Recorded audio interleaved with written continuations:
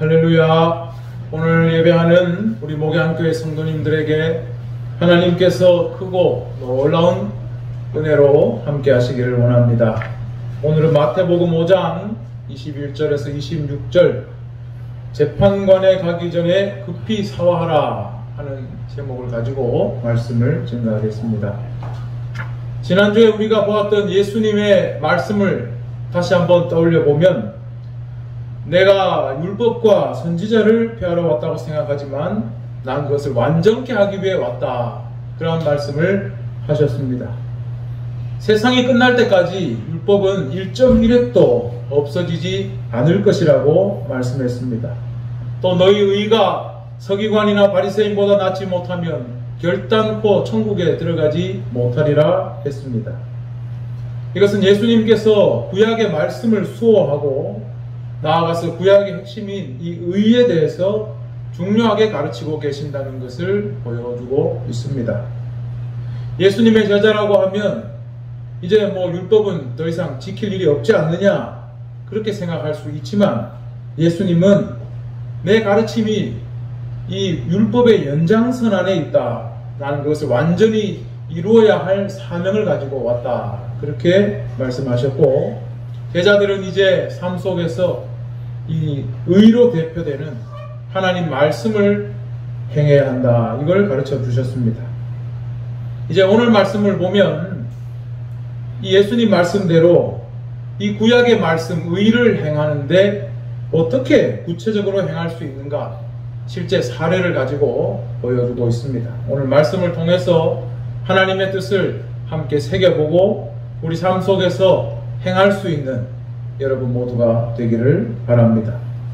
본문 21절을 보면 옛사람에게 말한 바 살인하지 말라. 누구든지 살인하면 심판을 받게 되리라 하였다는 것을 너희가 들었으나 나는 너희에게 이르노니 형제에게 노하는 자마다 심판을 받게 되고 형제에게 대하여 라가라 하는 자는 공회에 잡혀가게 되고 미련한 놈이라 하는 자는 지옥불에 들어가게 되리라 했습니다. 이 구절을 읽을 때 여러분 눈치챘겠지만 옛사람에게 말한 바 이게 무엇이겠습니까? 누가 누구에게 말했다는 것일까요? 하나님께서 모세를 통해서 옛 이스라엘 사람에게 말했다는 겁니다. 다시 말하면 바로 율법을 말하는 겁니다. 하나님께서 이스라엘 사람들에게 주신 율법에는 이렇게 기록되어 있다 하는 뜻입니다. 그 내용이 바로 살인하지 말라. 살인하면 심판을 받게 된다는 것입니다. 그런데 여기 나오는 이 심판은 우리가 생각하는 죽어서 마지막에 받는 그 심판을 말하는 것이 아니고 살인하면 유죄 처벌을 받게 된다. 재판을 받고 처벌을 받는다. 그런 의미가 들어 있습니다. 실제로 율법에 보면 출애굽기 21장과 레위기 24장 17절에는 사람을 쳐 죽인 자는 반드시 죽일 것이다 라고 나옵니다. 살인에 대한 이 기본법은 사람을 죽이면 똑같이 그 사람도 죽인다는 것입니다. 사람의 생명을 뺏었기 때문에 그 사람의 생명도 빼앗는 것이 기본법이었습니다. 하지만 살인에도 여러 정황이 있겠죠. 의도하지 않은 살인에 대해서는 도피성을 두어서 도망갈 수 있도록 해 주었습니다. 그런데 예수님 말씀하시기를 나는 너희에게 이르노니 라고 했습니다. 이 표현이 우리가 앞으로 마태복음을 읽을 때 계속 나올 표현입니다. 나는 너희에게 이르노니. 헬라어로 데에골레고 휘민 이렇게 되어 있습니다. 그런데 이 헬라어는 동사에 이미 말하는 사람의 그 인칭이나 격이 다 들어 있습니다. 그래서 레고 하면 내가 말한다 하는 뜻이 들어 있습니다. 그런데 굳이 에고 레고 내가 너희에게 말한다 에고 레고라고 했어요. 왜 그러냐 하면 예수님께서 율법은 이렇게 말하는데 나는 너희들에게 제자들에게 이제 이렇게 말한다는 것입니다. 율법은 이렇게 말하고 있지만 나는 너희에게 이렇게 말하니 그것을 새겨 들어라 하는 뜻이 여기에 담겨 있습니다. 그래서 앞으로 우리가 읽겠지만 이 마태복음 5장 이 말씀에는 나는 너희에게 이르노니라는 이 말씀이 계속 앞으로 나오게 될 것입니다. 자, 그럼 예수님은 뭐라고 말씀하셨습니까? 첫 번째로 형제에게 노하는 자마다 심판을 받게 된다 했습니다. 살인하는 자는 심판을 받는다 했는데 형제에게 노하는 자마다 심판을 받는다. 똑같은 처벌이, 살인과 똑같은 처벌이 있을 거라는 말씀입니다. 자, 그럼 형제는 누굴까요? 우리가 그 한 뱃속에 나온 사람도 형제고 뭐 친한 친족들도 형제라고 하는데 여기에서 형제는 기독교인들이 서로를 부르는 호칭, 그걸 의미한다고 볼 수 있습니다. 형제여 자매여 하는 것처럼 이 믿음의 한 형제를 말하는 것입니다. 그 사람에게 분노하는 사람, 이 사람은 바로 심판을 받는다, 유죄 처벌을 받게 된다 하는 뜻입니다. 화를 한번 냈다고 이게 살인과 같은 처벌을 받는다 하는 것이 우리가 잘 이해 안 갈 수가 있습니다. 그런데 여기에서 이 노하다라는 의미가 그냥 한번 벌컥 화를 내는 정도가 아닙니다. 악의를 가지고 남을 해하려고 지속적으로 노를 발하는 것, 바로 그걸 이야기하고 있습니다. 영어 성경에서는 이유 없이 형제에게 화를 내는 자는 이렇게 되어 있습니다. 그러니까 우리가 한 번 화내는 게 아니라 나쁜 마음을 가지고 계속해서 화를 내고 괴롭히는 걸 이야기합니다. 어떤 사람은 말하기를 분노는 화를 다루는 습관적인 방식이라고 했습니다. 한 번 낼 수는 있죠. 근데 분노라는 것은 다른 차원이라는 말입니다. 예수님은 형제에게 분노하는 것을 아주 심각하게 보신 것입니다. 자, 두 번째는 형제를 나가라 하면 공에 잡히게 된다 했습니다. 여러분 성경을 읽을 때마다 이 라가가 뭘까 궁금하지 않았습니까? 이 라카라고 하는 것은 이 아람어를 음력한 것이라고 합니다. 이 뜻이 뭐냐면 비어있다는 뜻이에요. 사람에게 라카라고 하는 것은 머리가 텅 빈 놈, 욕설입니다. 욕설. 어리석은 놈, 뭐 이런 뜻이 있습니다. 그런데 형제를 라가라 하면 공회에 잡히게 된다 했습니다. 공회라는 것은 우리나라 국회처럼 이스라엘의 최고 의결기구인데 이것이 중앙법정의 어떤 역할도 하고 있었습니다. 쉽게 말하면 형제에게 분노하는 사람은 지방에 있는 법정에 가서 유죄 처벌을 받게 될 건데 형제에게 라카라, 어리석은 놈, 머리가 텅 빈 놈 이렇게 욕을 하는 사람은 중앙법정에 끌려가서 거기에서 처벌을 받게 된다는 것입니다. 이제 점증적으로 점점 더 심한 걸 이야기하고 있는 겁니다. 마지막으로는 무엇입니까? 형제를 대하여 미련한 놈이라고 하는 자는 지옥불에 들어가게 되리라 했습니다. 우리에게 미련한 놈, 이건 뭐 저는 그렇습니다. 이게 그렇게 큰 욕으로 다가오지는 않습니다. 여러분 어떠신지 모르겠습니다. 미련하다라는 말 우리는 뭐 나쁘지 않게 쓰는데, 그런데 예수님은 이것을 제일 심각하게 말씀하셨습니다. 이게 번역상으로 보면 그냥 바보, 멍청이, 뭐 어리석은 놈 이런 뜻인데 헬라어로 모레, 미련한 놈을 부를 때 모레라고 하는 이것은 그냥 단순히 바보라는 뜻만 있는 것은 아닙니다. 여기는 추악한 놈이라는 뜻이 들어있는 아주 경멸적인 그런 욕입니다. 그래서 우리나라에서 한글 성경을 제일 먼저 번역할 때 1887년에 나온 예수 선교전서라는 데서는 여기를 이 말을 미련한 놈을 어떻게 번역했냐 하면 몹쓸 놈 이렇게 번역을 했어요. 근데 1911년에 나온 구역이라는 성경에는 이게 어떻게 번역했나 하면 제가 하는 게 아니고 성경에 이렇게 번역했어요. 미친놈 이렇게 번역을 했어요. 예, 미련한 놈을 미친놈이라고 번역을 해놨어요. 근데 이 모래라고 부르는 것은 단순히 사람의 어떤 지성, 인성, 사실은 여기에 대한 욕이 아닙니다. 이 말은 원래 유대인들 사이에서 하나님을 부정하는 놈, 반역하는 놈, 이런 뜻이 담겨 있습니다. 여러분, 구약 성경에 나오는 마라의 쓴물 이야기를 아시죠? 광야에 나갔던 이스라엘 사람들이 물이 없어서 하나님을 막 원망하고 반역하는 일이 있었습니다. 그때 모세가 지팡이를 가지고 바위를 쳐서 물을 냈는데, 그때 회중들을 모아놓고 반역한 너희여 들으라 했습니다. 이 마라라는 게 뭐냐면 배신한다, 반역한다, 하나님을 반역하는 자들이다, 그런 뜻입니다. 그래서 어원이 모래라는 것은 마라하고 어원이 같은 겁니다. 그러니까 남의 믿음을, 저 하나님을 부정하는 놈, 남의 믿음을 가지고 말하는 것, 예수님이 이걸 가장 심각한 것으로 보신 것이죠. 그래서 형제를 그렇게 부르는 사람은 지옥불에 들어가게 될 거다, 그렇게 말씀하신 것입니다. 그런데 이 지옥불도 우리가 아는 것하고 좀 다릅니다. 이 지옥이라는 것은 헬라어에 게헨나라고 합니다. 게헨나가 뭐냐면 히브리어 게힌놈의 음력입니다. 히브리어를 헬라어로 음력해 놓은 거예요. 게힌놈은 뭐냐면 흰놈의 골짜기라는 거예요. 흰놈 까만 놈이 아니고 지명이 흰놈이에요. 흰놈의 골짜기는 뭐냐면 예루살렘 서쪽과 남쪽 사이에 골짜기인데, 여기를 왜 그렇게 불렀느냐? 여기에서 인신제사를 드렸습니다. 사람을 여기서 짐승처럼 각을 뜨고 해서 제사를 바친 곳이에요. 그러니까 얼마나 끔찍한 장소입니까? 사람을 불태우던 곳입니다.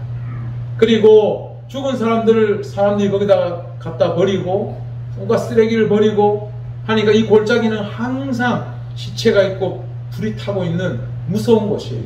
그래서 지옥을 이 게헨나라고 그냥 음력으로 옮겨 넣은 것입니다. 우리나라도 아픔의 역사가 많았기 때문에 지명마다 그런 곳이 있습니다.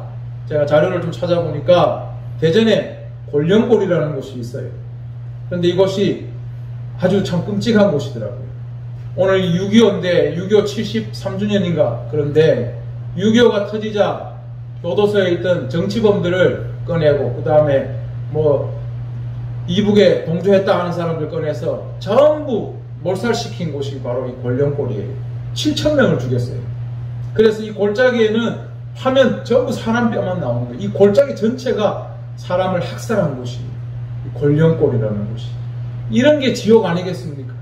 이 게헨나라는 이 지옥이라고 번역된 말이 바로 오랜 이스라엘의 오랜 시간 사람을 태워 죽이고 또 사람을 버리고 쓰레기를 버리고 태웠던 바로 그곳을 지옥이라 한 겁니다. 그래서 헬라어 성경과 라틴어 성경에는 게헨나라는 음력을 그대로 실었는데 영어 성경으로 번역하면서 우리가 아는 헬이 된 거예요. 헬은 이 땅속 세계에 대한 묘사고, 그리고 우리말 성경으로 또 중국 성경으로 오면서 지옥이 된 겁니다. 지옥이라는 게 땅지자에 감옥 할 때 옥자거든요. 사실 이 지옥이라는 말은 불교 용어입니다. 불교에서 쓰는 말이에요. 천당, 지옥, 말세, 뭐 전도, 장로, 이게 전부 다 불교에서 쓰던 용어입니다. 그때 이 용어를 사람들이 더 이해하기 쉽게 하기 위해서 이 불교적 개념을 차용해서 오늘날까지 사실은 쓰고 있는 것입니다. 자, 중요한 것은 예수님이 말씀하셨어요. 사람을 직접 죽인 게 아닐지라도 형제에게 분노하고 형제에게 락하라 하고 형제에게 미련한 놈, 반역자라고 하는 사람은 지옥불에 떨어질 거다. 예수님 말씀이 이것입니다. 직접 죽이지 않더라도 말로 사람을 이렇게 공격하는 것은 굉장히 큰 죄악이라고 예수님이 말씀하신 것입니다. 사람이 사람을 죽일 때 다 자기를 위해서 남을 죽입니다. 자기 이익을 위해서, 아니면 자기를 보호하기 위해서. 그래서 고대법은 목숨으로 갚게 했습니다. 그런데 예수님은 분노나 욕설, 말로 공격하는 것도 직접적인 살인만큼 그렇게 심각하게 보신 것입니다. 이 예수님의 말씀이 그 옛날에 예수님이 이런 말씀을, 이런 교훈을 주셨다는 게 저는 굉장히 참 놀라웠습니다. 지금은 그렇지 않지만 제가 어린 시절만 해도 막말이 서로 막 왔다 갔다 했던 것 같은 느낌이 듭니다. 그래서 경상도에서만 그런지 모르겠지만 누군가 친구 중에 나쁜 말을 듣고 상처를 받고 시름에 빠져 있으면 우리가 위로한답시고, 야, 말이 뱉다고 들어가냐, 위로랍시고 그런 말을 했습니다. 뭐 말은 그냥 날아가는 거 아니냐, 그렇게 위로를 했어요. 하지만 사실 어떻습니까? 말은 사람을 살릴 수도 있고 죽게 할 수도 있는 거죠. 말은 거품처럼 사라지지 않습니다. 그 사람의 영혼에 상처를 남기게 되는 것이 바로 말입니다. 직접 때려야 폭행이 아니고 사람을 직접 찔러 죽여야 살인이 아니죠. 그래서 요즘은 이 언어 폭력의 심각성에 대해서 점점 더 눈을 떠가고 있고 또 처벌도 받습니다. 그래서 말로 하는 폭력, 또 말로 사람을 죽음에 이르게 하는 살인도 범죄로 취급받습니다. 기사를 찾아보니까 계곡살인이라고 나온 그 사건이 있었는데 이 주요점이 뭐냐 하면 가스라이팅으로 이 사람을 죽음에 이르게 했느냐 아니냐, 이걸 가지고 법정에서 논쟁을 했는데 결국 인정은 하지 않았대요. 그러나 앞으로는 말로 사람을 죽음에 이르게 한 것도 점점 더 많은 처벌을 받게 될 것입니다. 이 언어폭력은 또 동시에 여러 사람을 심각한 지경에 빠지도록 만들 수 있습니다. 영혼에 손상을 줘서 삶을 망치거나 포기하도록 만들 수도 있는 겁니다. 또 남들이 잘 눈치채지 못하는데 내적으로 많은 타격을 입게 만들 수도 있는 겁니다. 오늘날 우리나라 자살률이 세계 최고를 찍은 지가 오래됐습니다. 그런데 자살의 제일 큰 원인이 바로 정신적인 문제입니다. 이 정신적인 문제는 대부분 인간관계에서 비롯된 것들입니다. 잦은 폭언, 욕설, 조롱, 비하, 막말, 이런 데 오랫동안 노출되면 사람들은 정신적인 병으로 발전할 수 있는 겁니다. 그렇기 때문에 함부로 말을 내뱉는 사람은 자기 말이 사람을 죽음에 이르게 할 수도 있다라는 걸 깨달아야 하는 것입니다. 오늘날 우리 사회가 여기에 이제 눈을 뜨고 조치를 취하고 있지만 여전히 보이지 않는 곳에서, 인터넷에서, SNS에서 이런 일들은 계속 반복되고 있습니다. 사실 살인에 관한 율법이라는 것은 언어폭력을 행하는 사람들에게 이건 너무 엉성한 겁니다. 그렇지 않습니까? 마음에 미워하는 마음을 두고 만나면 귀에 대놓고 나쁜 말을 죽어라 죽어라 계속 속삭일 수 있는데, 그러나 율법으로 따지면 그건 어긴 게 아닙니다. 사람을 직접 죽이지 않았기 때문에 이것은 죄를 범한 것이 아닙니다. 그러나 우리 예수님은 그렇게 말로 미움과 원망을 다 표하는 그 사람은 법정에 설 것이고 지옥불에 떨어질 것이라고 말씀했습니다. 결국 이런 언어 폭력과 분노, 이게 왜 생길까요? 좋은 관계에서 이런 것이 나오지는 않습니다. 예수님은 이런 분노와 막말과 조롱과 욕설이 결국은 형제 간에 틀어진 관계에서 비롯되었다 하는 것을 아시고 다음과 같이 말씀하신 것입니다. 23절입니다. 그러므로 예물을 제단에 드리려다가 거기서 내 형제에게 원망 들을 만한 일이 있는 것이 생각나거든 예물을 제단 앞에 두고 먼저 가서 형제와 화목하고 그 후에 와서 예물을 드리라. 형제에게 분노하고 욕설하고 막말하는 그 원인이 결국은 불화로 인한 것이라고 본 겁니다. 형제와 불화 가운데서 하나님께 예배하는 것이 그래서 옳지 않다고 예수님은 말씀하신 것입니다. 예물을 제단에 드린다 하는 이 표현을 보면 그냥 매번 드리는 예배라고 생각할 수 있는데 헬라어에는 정관사가 붙어 있어요. 그건 무슨 뜻이냐면 예루살렘 성전에서 하나님께 제사를 드린다는 뜻입니다. 즉 가장 중요한 예배, 지금 하나님 앞에 가장 중요한 예물을 예루살렘 성전 앞에서 지금 딱 내놓고 제사를 드리는 그 상황인데도 불구하고 형제와 원망을 가지고 있는 일이 있거든. 이걸 뒤에 남겨놓고 먼저 가서 화해하고 와서 이 예물을 드리라는 것입니다. 그걸 화해하는 것이 먼저다 하는 게 예수님의 말씀입니다. 그것도 대충 화해하는 것이 아니라 헬라어로 디알라소라는 것은 매우 친근하게 사랑을 회복하라는 뜻이 있습니다. 보면은 좀 성격이 털털한 사람들은 화해해 그러면 마음에 안 내켜도 할 수 있지 않습니까? 연기로라도 친하게 지내자 지나갈 수 있는데 그 정도가 아닙니다. 매우 친하게 진짜 화해하라는 것입니다. 우리는 생각할 때 하나님만 바라보고 지금 제단에 예물을 바치는 상황인데 이게 훨씬 중요할 거라고 우리는 생각하고 있습니다.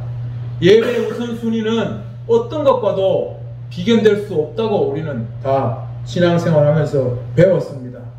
형제와 화해하는 것은 나중에 얼마든지 풀 수도 있는 거고 만약 상황이 여의치 않으면 안 풀 수도 있는 겁니다. 안 되면 그만이라는 생각도 있습니다. 사실 우리는 그런 생각을 하고 늘 살아왔습니다. 그런데 우리는 자칫 하나님만 보고 산다고 하면서 주변에 대해서 소홀히 하고 살 때가 참 많이 있습니다. 예수님은 이것을 용납하지 않습니다. 예배보다 형제와 화해가 우선된다 말씀하신 것입니다. 그래서 25절에서는 이 화해가 얼마나 긴급하냐, 이게 기다릴 문제가 아니다 라는 것을 말씀하셨는데 바로 이렇게 되어 있죠. 너를 고발하는 자와 함께 길에 있을 때 급히 사화하라. 그 고발하는 자가 너를 재판관에게 내어주고 재판관이 옥리에게 내어주어 옥에 가둘까 염려하라. 진실로 내게 이르노니 내가 한 푼이라도 남김이 없이 다 갚기 전에는 결코 거기서 나오지 못하리라. 사화하라는 말을 여러분 잘 알고 계신지 모르겠습니다. 저에게는 익숙하지 않은 표현인데 찾아보니까 개인 간에 서로 풀으라는 게, 개인 간에 풀으라는 게 사화라는 뜻입니다. 원만하게 서로 문제가 있으면 해결하라는 뜻입니다. 이 본문의 내용상 보면 빚을 진 것 때문에 생긴 고발이라는 걸 알 수가 있습니다. 옛날에는 빚을 지면 채권자가 이 채무자를 감옥에 면제 다 할 때까지 가둘 수가 있었다고 합니다.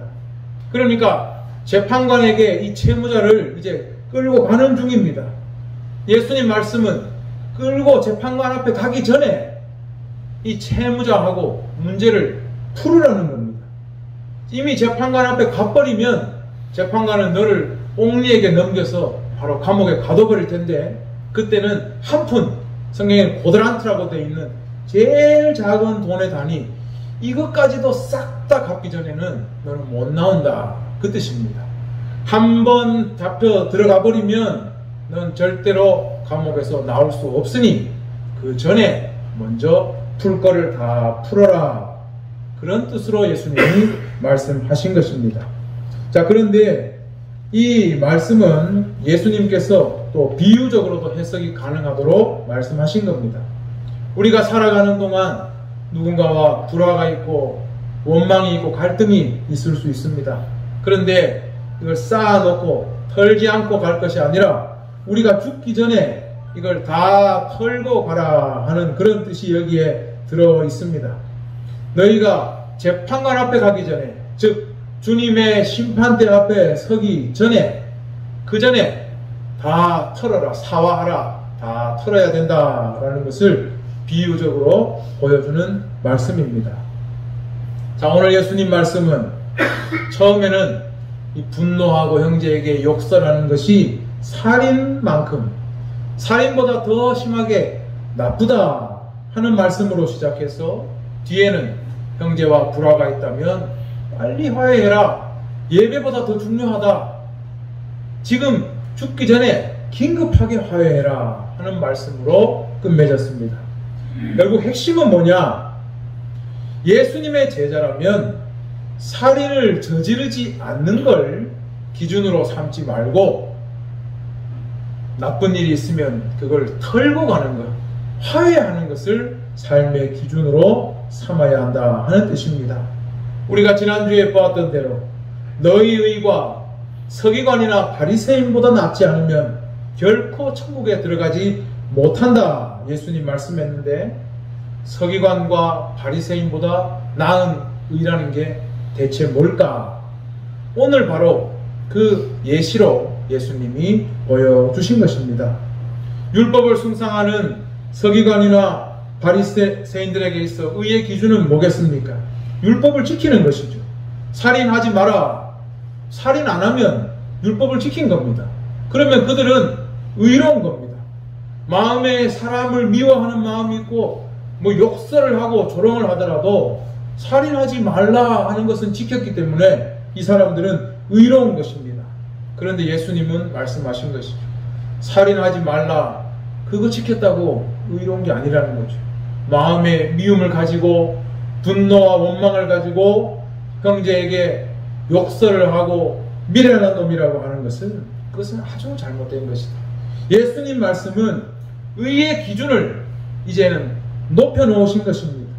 우리에게 의의 기준은 살인하지 않는 것이 아니고 불화가 있을 때 화해를 도모하는 것.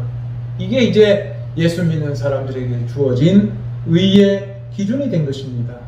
예수님의 제자들에게 요구하는 의의 기준은 서기관과 바리새인보다 더 높아야 되는데, 그 기준은 뭐냐? 살인하지 않는 걸로 자랑할 게 아니고 불화가 있을 때 먼저 화해하는 것으로 이제는 예수님의 제자다운 모습을 보여야 하는 겁니다. 그럼 예수님은 왜 제자들에게 이런 높은 기준을 요구할까요? 우리 그리스도인들은 왜 이런 더 높은 기준을 요구받아야 하는 것입니까? 우리가 죄인인데도 하나님의 은혜와 하나님의 사랑으로 이 율법에 기록된 의를 충족했기 때문입니다. 그래서 예수님의 제자들에게는 더 적극적인 의가 요구되는 겁니다. 율법에서 살인하지 말라 하는 것은 바로 생명 존중 사상이 여기에 담겨 있는 겁니다. 예수님은 죄인의 생명을 구하러 오셨고 죄인을 위해서 자기 생명을 버려서 십자가에서 죽으셨습니다. 그렇기 때문에 이제 예수를 믿는 사람은 생명을 사랑하고 존중해야 하는 것입니다. 살인하지 않는 것이 의가 아니라 이제는 그 사람을 말로 죽음에 이르게 하거나 서로 미워해서 사람을 힘들게 하는 것을 풀어내는 것, 이것이 이제는 정말 생명을 사랑하는 예수님의 제자가 해야 할 일이라는 말씀입니다. 마음에는 도끼와 원망을 또 미움을 잔뜩 쌓아놓고 나는 살인하지 않았어. 그러니까 나는 하나님 앞에 부끄러울 것이 없어. 난 누구를 직접 죽이지 않았어. 그러니까 하나님 앞에 부끄러울 것이 없어. 이렇게 말한다면 이건 율법주의자지 예수님을 믿는 사람이 될 수는 없는 것입니다. 예수님은 이런 사람을 지옥불에 떨어질 거라고 했습니다. 예수님은 마음에 원망과 분노를 갖지 않고 우리가 적극적으로 화해하는 것, 그것이야말로 예수 믿는 사람 더 나은 의라고 말씀하고 있는 것입니다. 그래서 그리스도인은 더 적극적인 삶이 요구됩니다. 화해와 용서를 하기 위해 적극적이어야 하는 것입니다. 그런데 이렇게 하면 나만 손해보는 거 아닌가? 여러분 생각할 수 있죠? 나도 성깔이 있는데 왜 내가 화해해야 하는가? 우리 그런 생각이 들고 억울한 마음이 들 수도 있습니다. 그런데 화해의 유익함은 참으로 큽니다. 우리가 화해하면 더 이상 원망으로 인한 그런 집착에 매이지 않을 수 있습니다. 누군가를 원망하고 불화를 가지고 있으면 우리의 마음에 항상 거기에 대한 긴장이 있고 그것 때문에 마음이 늘 좋지 않습니다. 미운 마음이 남아있으면 그게 집착이 돼서 사람의 삶이 행복하지 않습니다. 화해하게 되면 이런 것들이 다 씻겨나갑니다. 또한 우리가 화해하게 되면 하나님의 축복이 열립니다. 구약 성경에 보면 야곱과 에서가 갈등을 빚었다가 야곱이 먼저 손을 내밀어 화해했습니다. 야곱은 얼마나 많은 복을 받았는지 모릅니다. 요셉이 자기 형들과 다 화해했습니다. 형들은 요셉을 팔아먹은 나쁜 놈들입니다. 그런데 요셉은 나중에 이 형들을 다 용서하고 화해했습니다. 이 화해에는 큰 유익함이 있는 것입니다. 특히 우리는 예수 믿고 성령의 인도하심을 따라 살아갑니다. 우리가 화해할 힘이 없더라도 우리가 기도하면 성령께서 그러한 힘과 또 능력을 주실 것입니다. 여러분이 누군가와 마음에 불편한 것이 있어서 그걸 화해하기 위해 기도해 보세요. 그렇게 기도하는데도 만약에 마음속에서 야 참지 말고 그럼 어떻게 해? 이런 말이 들린다면 그건 성령의 인도하심이 아닙니다. 하나님은 우리가 화해하기를 원하고 용서하기를 원하고 사랑하기를 원하시죠. 그렇기 때문에 우리가 기도하면 하나님은 능력을 주시는 것입니다. 오늘이 6.25입니다. 형제끼리 피 흘리고 전쟁을 하고 갈라진 지 70년이 넘었습니다. 예수님 말씀대로라면 우리는 이제 화해하기를 힘써야 하는 것입니다. 재판관 앞에 가기 전에 급히 사화하라는 예수님 말씀대로라면 누구와도 우리는 그렇게 분노와 원망을 쌓고 살아서는 안 됩니다. 그런데 요즘 한국 교회를 보면 안타깝습니다. 정치적인 우익이 한국 교회를 점유하고 나서 그들과 똑같은 목소리를 이제 교회에서도 내고 있습니다. 북한하고 싸우려 하고 갈등을 계속 부추기기만 하고 정치와 종교가 잘못 결탁하면 이렇게 되는 것입니다. 우리는 언제든지 먼저 화해하고 용서하라는 예수님 말씀을 실천하기 위해 힘써야 하는 겁니다. 마음에 분노가 있고 원망이 있고 미움이 있을 때 오늘 예수님 말씀을 기억하고 적극적인 의를 행하는 사람들이 되어야 합니다. 하나님께서 주신 약속대로 우리는 사랑하고 또 용서하고 화해할 때 하나님의 많은 은혜와 복을 누릴 수 있을 것입니다.